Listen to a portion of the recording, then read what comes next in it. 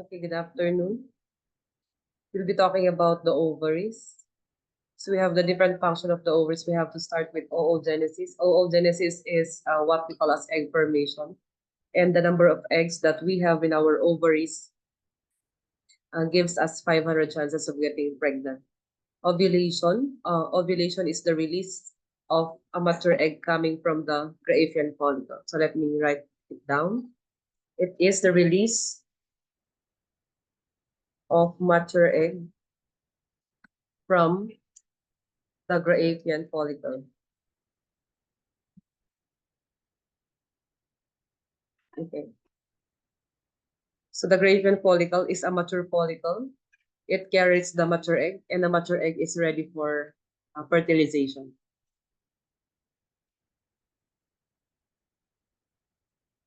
Another one, we have the ovary as responsible for hormone production, mainly your estrogen and progesterone.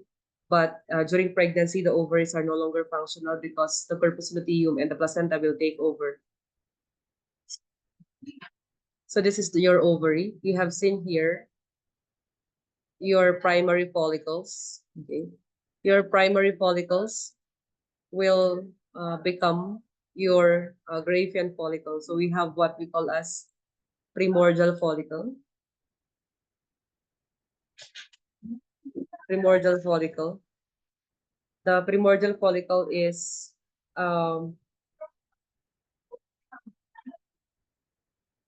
not mature, not yet ready for reproduction. Okay, not yet ready for reproduction. So we have here the primordial follicle is not yet mature, not yet ready for reproduction. So your primordial follicle will turn into what we call as the Graafian follicle. So in here, the Graafian follicle is a mature follicle. It is a mature follicle that is ready for reproduction. It is a mature follicle ready for reproduction. Kasi it carries the mature egg. Okay? Ready for reproduction. So the change of the primordial follicle into a Graafian follicle is what we call as your follicular phase. Follicular phase is also the proliferative phase. It's also the proliferative phase, and it is also the post-menstrual phase and the estrogenic phase of your menstrual cycle. So again, the follicular phase is what we call as the change of the primordial follicle into a Graafian follicle. And when we see the follicular phase, it is also called as your proliferative phase, post-menstrual phase, and estrogenic phase. Next is we have here, this is actually your ovary. Remember, you have two ovaries. You will feel pain or the middle smears or the cardinal sign of ovulation doon sa part kung anong ovary ang nag-release ng egg, if it's the right or the left. But there are chances that they will be releasing at the same time, and it's very rare. The entirety of your internal female reproductive organ is here.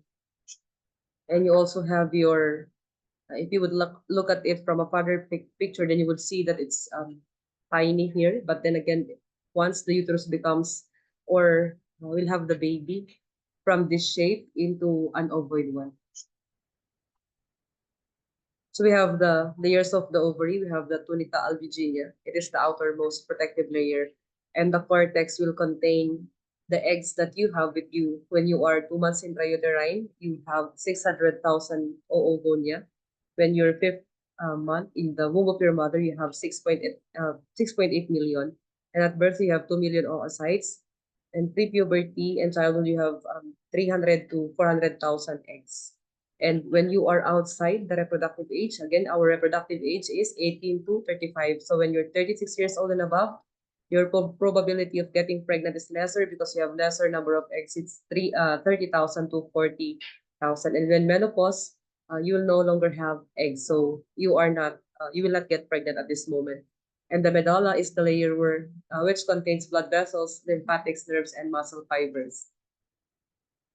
So here, as what I've mentioned a while ago, you would see the primordial follicle. It is the immature follicle not yet ready for reproduction, and then it turns into a Graafian follicle. Then you would see here the follicular fluid. The blue one here is what we call as the follicular fluid, and that is inside the Graafian follicle. And during ovulation, the Graafian follicle will release this egg into the fallopian tube.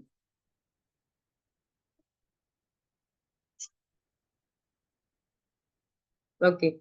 As you see in the picture, not only the follicular phase that is happening here, but we also have another.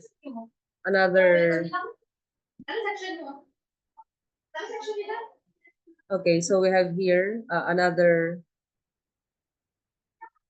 Sorry guys, may mga ano kami. May mga estudyante kaming nawawalan ng. Ayan, so we have here the Graafian follicle. And then the Graafian follicle will become the corpus luteum. So once the Graafian follicle releases the mature egg, once the Graafian follicle releases the mature egg during ovulation, there are K cells that comes from the theca, and the K cells that comes from the theca will proliferate. It will proliferate and will form dense mass of cells, and this dense mass of cells will produce what we call as lutein. Okay, lutein or a yellow material, and this lutein or the yellow material will now discolor your Graafian follicle, and now your Graafian follicle will be termed as your corpus luteum. So your corpus luteum will stay here until the ovulation, and then if there is no pregnancy, it regresses. It becomes your corpus albicans. Okay, it becomes your corpus albicans. Again, it becomes your corpus albicans. The corpus albicans is the dead corpus luteum. It is the dead corpus luteum. Okay, it is the dead corpus luteum. It is the dead corpus luteum, and it is non-functional. Okay, it is non-functional. It performs no function. Okay, during childbirth or even during menstruation.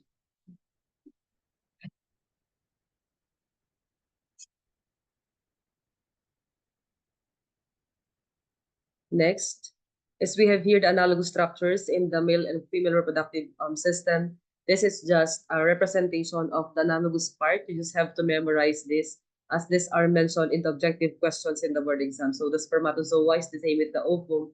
The glans penis is the same with the glans clitoris. The scrotum is the same with the labia majora. The penis is the same with the vagina, testes, and ovaries. Vas deferens and fallopian tubes, prostate glands and skin glands, Cooper's glands, and Bartholin's glands. So we also have here the mammary glands. The mammary glands are very important part of the reproductive system as it functions during childbirth. So we have the nipple or the mammary papillae. Again, that is at the center of the breast. It usually enlarges when the woman is pregnant and it becomes darker in color. Like the areola, it also enlarges and it becomes darker in color. And the monochromatic tubercles are the spots you see in the areola of the female to protect the breast from drying. We have the lobes and the lobules, and we also have the acini cells. Remember in the board exam, okay, the acini cells are also the milk secreting cells. Another is we have the lactiferous ducts. It stimulates the ductile structures of the breast, and the sinuses are the reservoir of the milk. And please take note of the hormones that are present in the mammary glands or influence the mammary glands. So we have the estrogen for the shape, okay, or the ductile structures, progesterone for breast development, and development of the acini cells as the milk secreting cells. But we have here the most important one, the human placental lactogen. So the human placental lactogen promotes breast development during pregnancy, but it is the main reason why every woman is a candidate for GDM. Why every woman is a candidate for GDM, and GDM, gestational diabetes mellitus, is because of HPL. Okay? Why? Because HPL, okay, because HPL have anti-insulin properties, okay, because HPL have anti-insulin properties.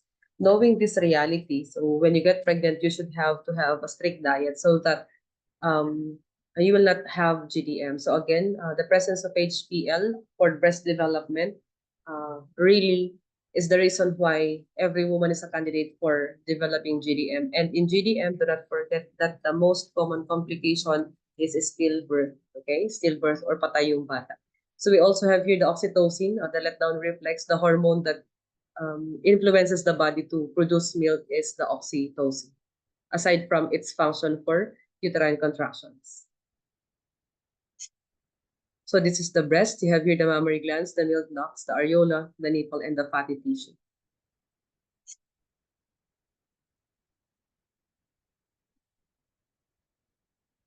We have maternal reflexes. This came from the 2024 book of Evangelista Sia or Salustiano. Okay, so we have here the prolactin reflex or the milk secretion reflex. It's because of a very high estrogen and progesterone secretion in the body, and the letdown reflex by oxytocin is also called now as your drought reflex.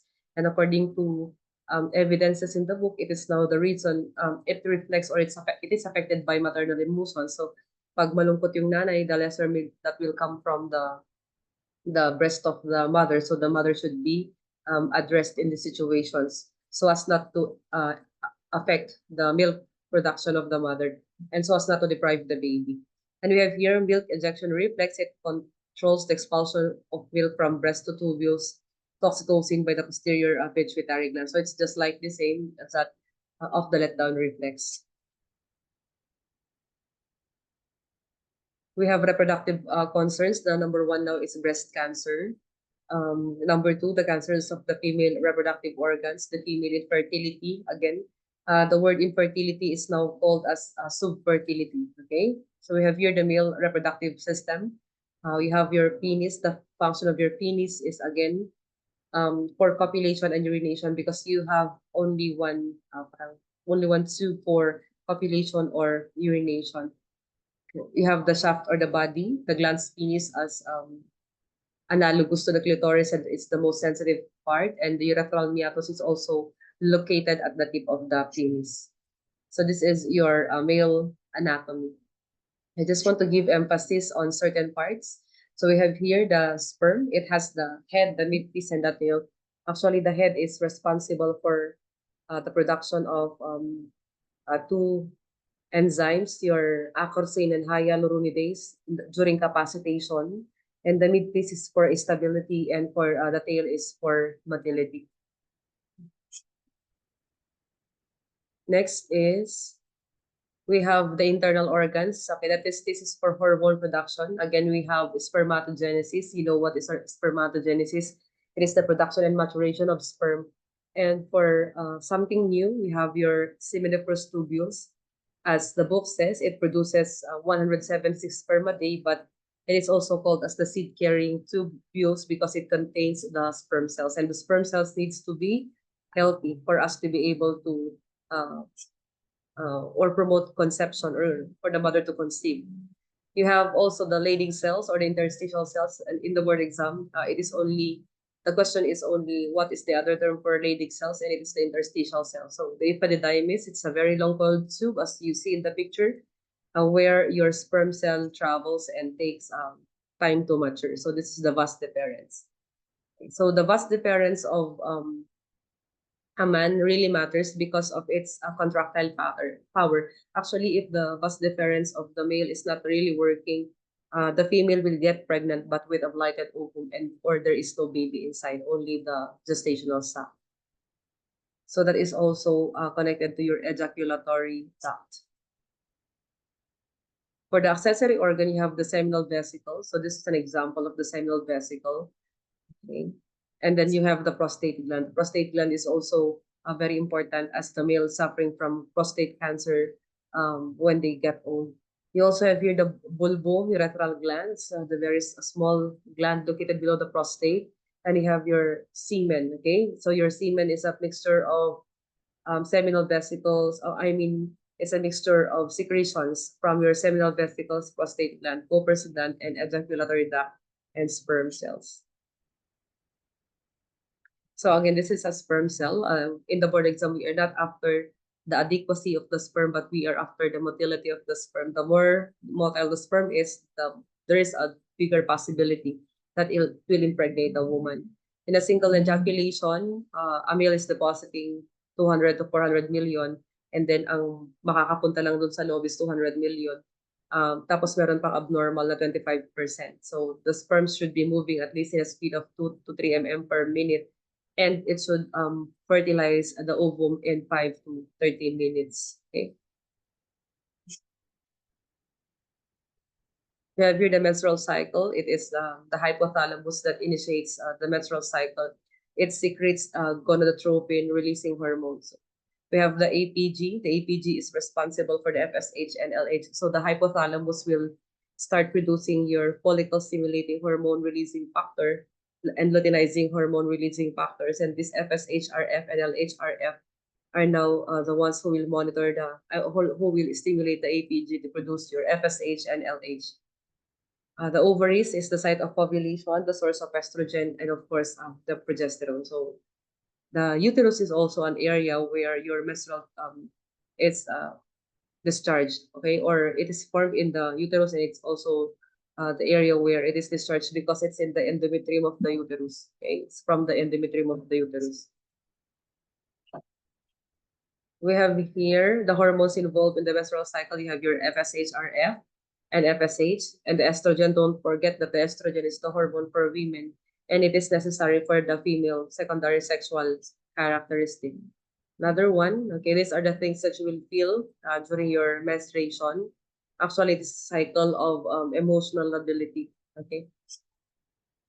So your body makes three main types of estrogen for the estradiol, the most common type of in women of childbearing age, and for the estriol during pregnancy, and for estron is during menopause. Okay. So next,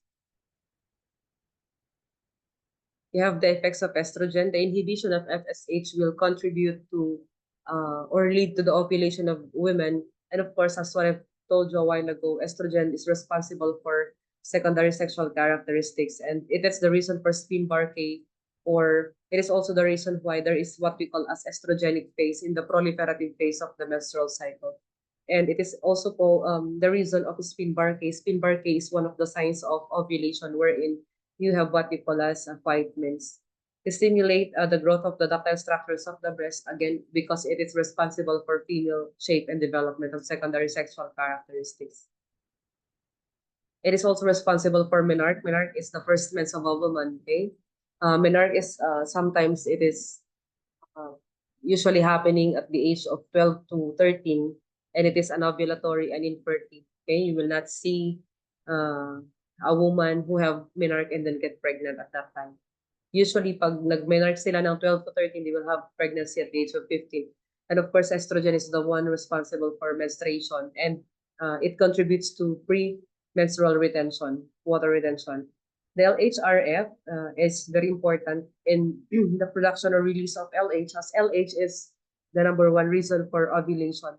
And progesterone, again, is the hormone for mothers because progesterone keeps the uterus nutritionally abundant with blood for the baby to survive. And again, don't forget that progesterone is a relaxant hormone. Okay, it again it is the reason why the uterus is relaxed, and it prevents preterm labor.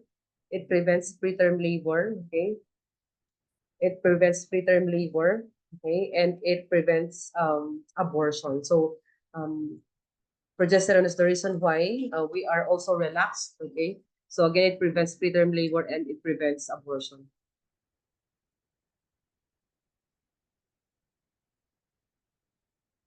Another, we have the effects of progesterone. It has a thermogenic effect. That is why the baby is not used to a cold environment extrauterine. And this is also the reason why we swallow the baby, and we regulate the temperature of the area or the delivery room upon the birth of the baby. Again, it relaxes uterine muscles, as what I've told you. It prevents preterm labor and abortion, and it promotes growth of the acini cells of the breast and causes fluid retention. This fluid retention is the reason why when we are about to menstruate, the woman has increased weight, right? Mabigat yung pakiramdam, pati yung suso, you will have breast pain because of this fluid retention. And then we have here, it is also the cause of PMS. That is why we are having problems with emotions and it prepares the endometrium for implantation. So it prepares the endometrium for implantation, again, because it keeps the uterus nutritionally abundant with blood for the baby to survive. And again, it is the reason why you have a painful breast. Actually, pag nawala na yung painful breast, in 2 to 3 hours, the woman will menstruate because of progesterone withdrawal. We have the phases of menstrual cycle. We already have updated this because before we have 4, but the ischemic phase now is a part of the is about the menstrual phase. So the menstrual phase, the ischemic phase, the menstruation, the bleeding phase, or the terminal phase is the first day 1 to 5 of the 28-day cycle. But be reminded that the 28-day cycle could become a 42 cycle because of some problems. So we have here, it lasts 2 to 7 days. And again, menstrual phase, sorry for the wrong spelling here on the top or title. The menstrual phase is because of the desquamation of the layer of the endometrium. Okay, it is because of the desquamation of the layer of the endometrium. So this one, 2/3 of the endometrium is having desquamation every menstruation. So ang nagde-desquamate dito, yung sabi natin, it is particularly the glandular layer. It is the glandular layer of the uterus, okay? The glandular layer of the endometrium, I should say. Glandular layer of the endometrium. So the glandular layer of the endometrium is the one that sloughs off during menstruation. And the basal layer, okay, and the basal layer will give rise, will give rise to the new, okay, to the new endometrium. Okay, so again, the basal layer will give rise to the new endometrium. Okay, next is we have, so that's what I'm telling you, 2/3 of the endometrium will shed off. So yun yung nakikita mo sa panty mo pag nagre-regla ka. Then we have here, the uterus lining is in its thinnest and the total blood loss is 25 to 60 ml. It is already updated because other books would say it's 60 to 80 ml or even 35 to 80 ml. So, but then again, the updated now is 25 to 60 ml with the iron loss from 12 to 29 milligrams. It is now updated into 0.4 to 1.0 milligrams a day. And of course, saturating a pad or tampon more than an hour is considered as heavy flow, and you might need to consult your obstetrician on this.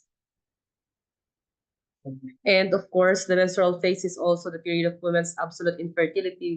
This would mean that if you wanted to have sex and you don't want to get pregnant, and the best time for you to have sex is during menstruation. Okay, and this is by the book. And you have your menarche. It occurs between 12 to 13-year-old. It is considered, or it is an ovulatory, infertile, and irregular. So as what I've told you kanina, you would not see a woman having menarche at the 12 to 13 years old, and they will get pregnant. Actually, they will have to, or they will just get pregnant at the age of 15, particularly. Second phase is the proliferative phase or the regenerative phase.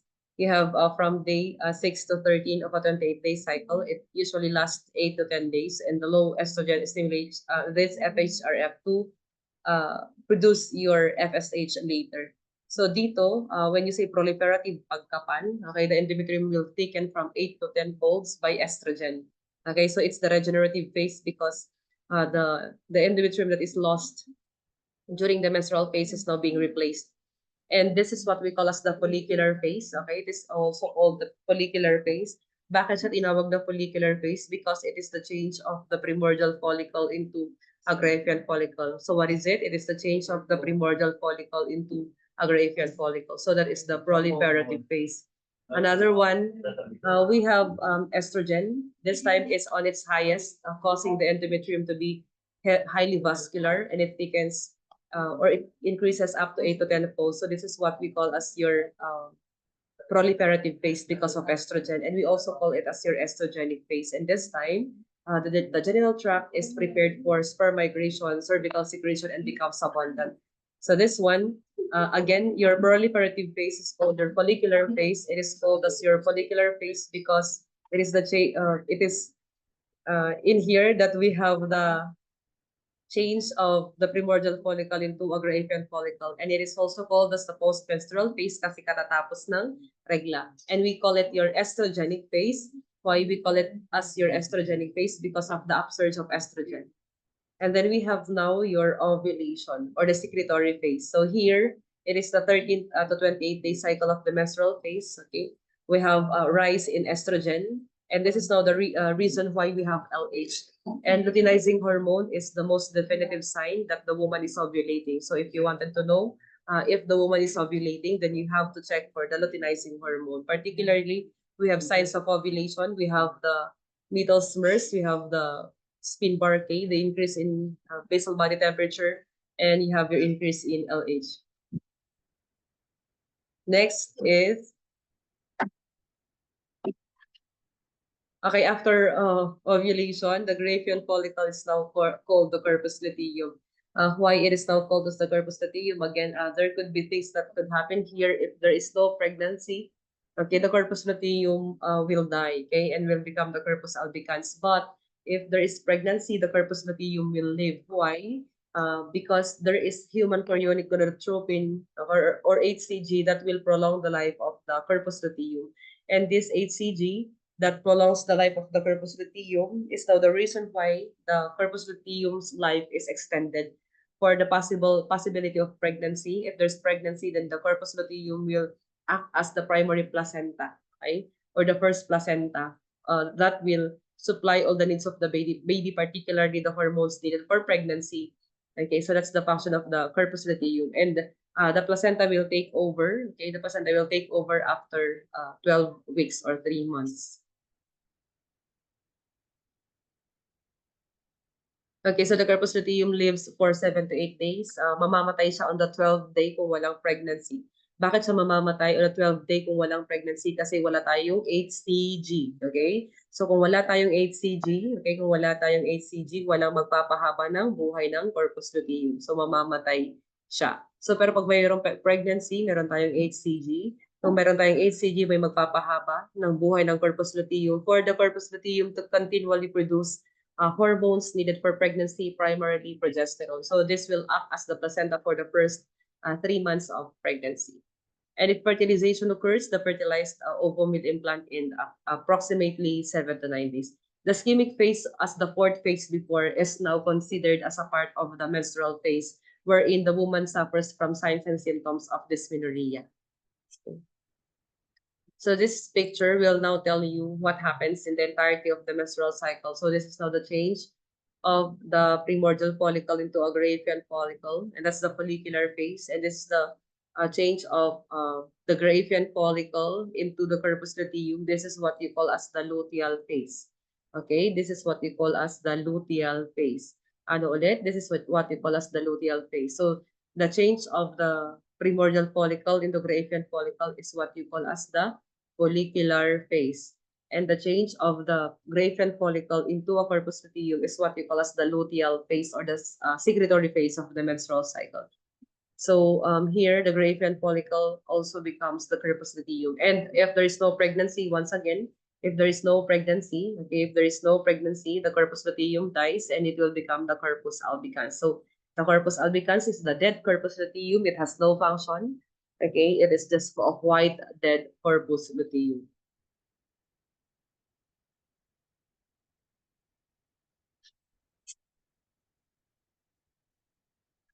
Special concerns or menstrual problems, you have PMS, the physical and psychological thing that you will feel a week or two before menses. 90% felt before the onset of menses, and this is one of the reasons why you are emotionally unstable before your mens. And you have number two, premenstrual dysphoric disorder. This is the severe form of PMS. And the PMDD is idiopathic or of unknown cause, or it may be because of serotonin deficiency. Risk factors like, for example, you have a family history of depression or postpartum depression at that. Okay. So when you see, it could also be because of history of mood disorders, lower education, or the woman may be having cigarette smoking. And then you have here the PMDD. So it is a severe form of PMS that could possibly impact the life of a woman because of its severity and because of imbalance of hormones. So what will you do? You have to have um, lifestyle changes if anything helps you, like yoga or For example, you will have something to do to forget about the signs and symptoms. Medications and psychotherapy are needed if PMDD could not be prevented. Okay. So the ovulation, as what I've mentioned to you a while ago, it is the release of the mature egg coming from the ovary, and with the following signs and symptoms. Number one is the needle smears. Actually, it's the ovulatory pain that you will feel. Again, this is the cardinal sign of ovulation. Okay, this is the cardinal sign of ovulation. The spin barque is caused by estrogen, and the increased basal body temperature is because of the presence of progesterone in the body as it prepares the body for possible pregnancy. But in the board exam, for example, today is 5. So if today is my ovulation, then there will only be a rise in my body temperature today, but kahapon there will be a slight drop. What I mean is there is a slight drop in your basal body temperature a day before ovulation. Again, there is a slight drop in your basal body temperature a day before ovulation. So this is an example of your middle smears. This one, it's you will feel pain in the lower quadrants. Again, this will not be accompanied by fever, but if the pain is accompanied by fever, then it could be appendicitis if it's in your right lower quadrant. So, but it's if in your left lower quadrant, meaning it is only a sign that the left ovary released the mature egg. That's what I've told you. The ovaries are alternate in the production of eggs, and this is also an example of the spin barking. Okay? Meaning you are fertile. Okay.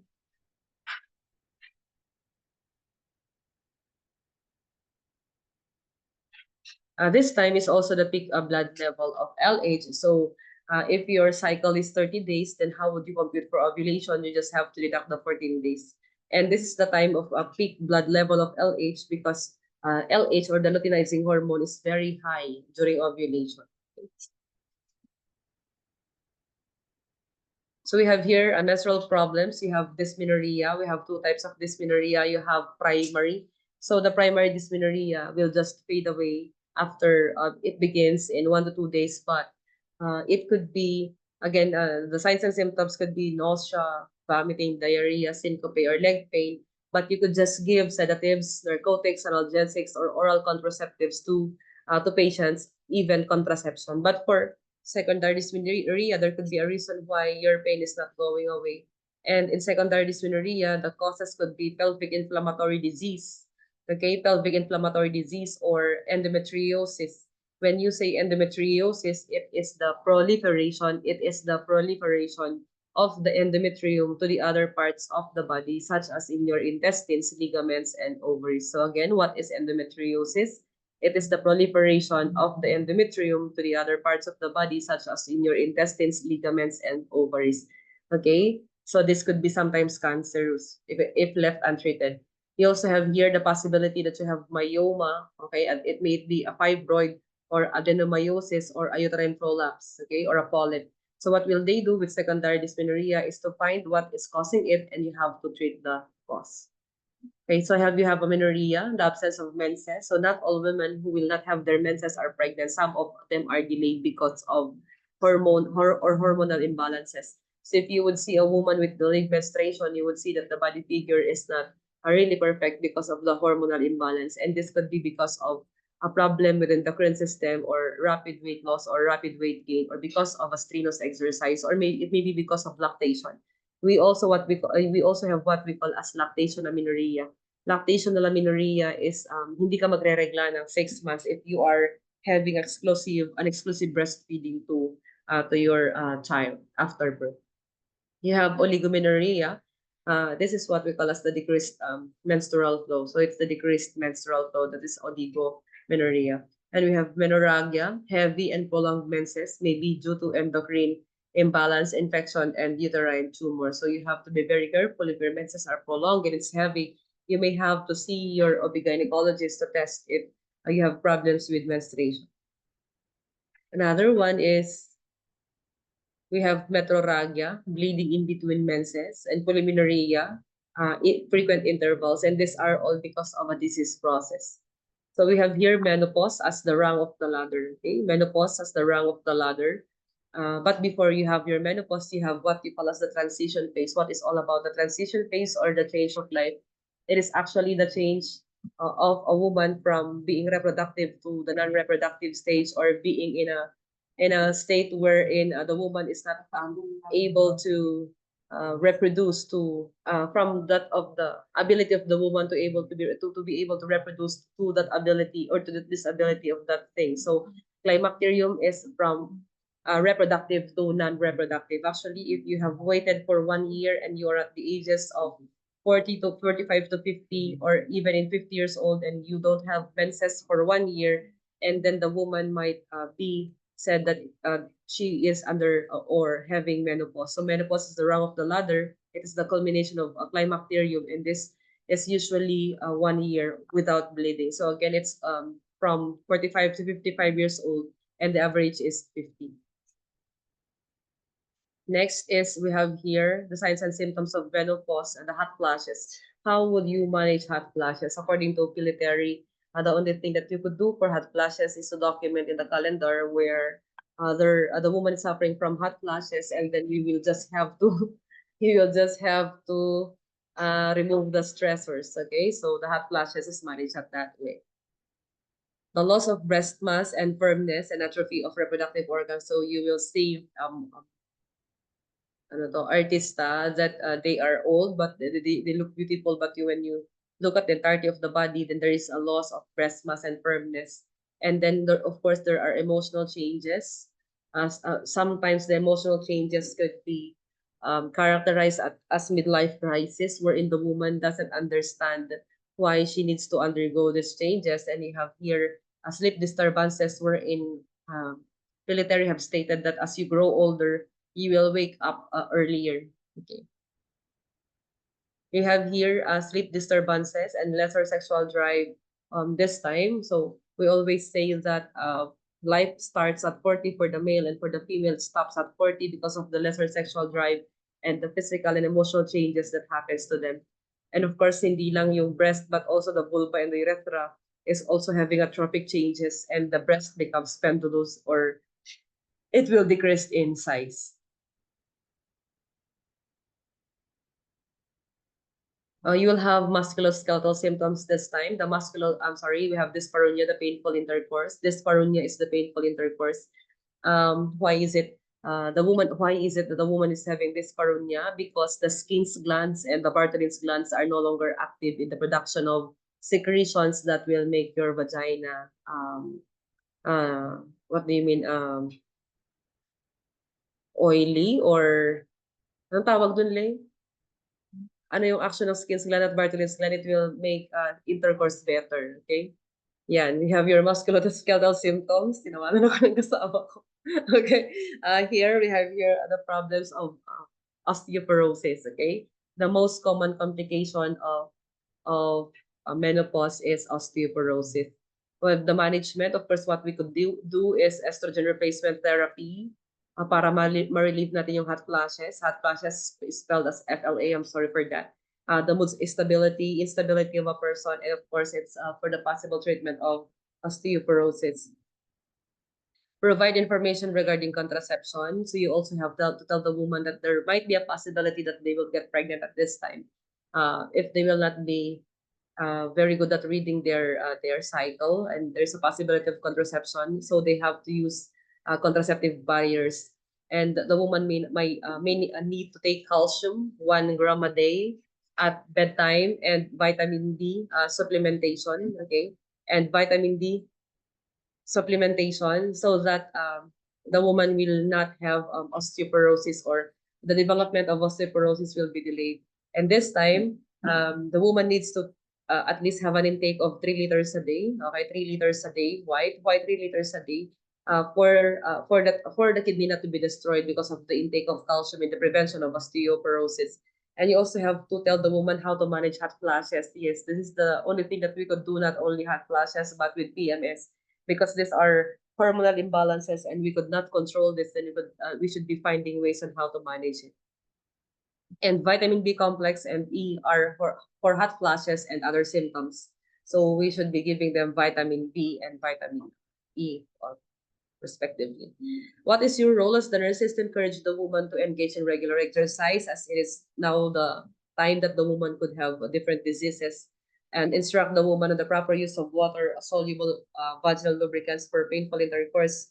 Okay, so I mean the Skins glands and the Bartlett's glands are now gone for lubrication. That is why you have to have KY jelly or even oil or even other lubricants for a painful intercourse to avoid dyspareunia, respectively. We have here provide emotional support and sympathetic understanding, because this time the woman might have a midlife crisis. Okay, she may not understand what are the things that she's going through. So this time we have to refer them for counseling if the need or as the need arise.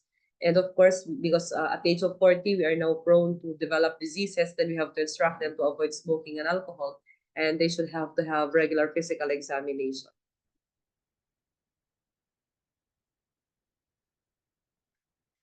Okay,